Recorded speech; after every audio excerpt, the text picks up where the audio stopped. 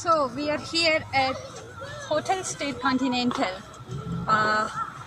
It is surrounded with beautiful mountains and the heart of Kalam. Yeah. And the staff of this hotel is really appreciated. Rooms are their services are very good.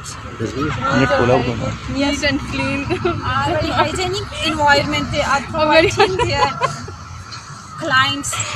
So I enjoyed here a lot, and I am just requesting you people to stay here. Come here and stay here. Stay here and enjoy with the staff and enjoy their services and their hospitality.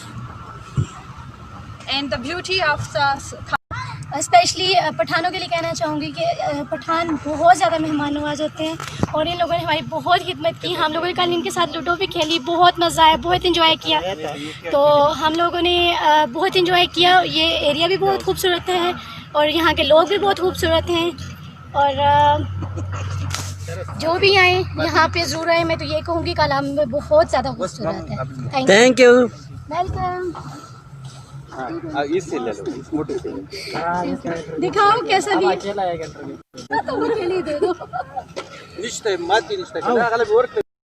Basically tourist guide हूँ।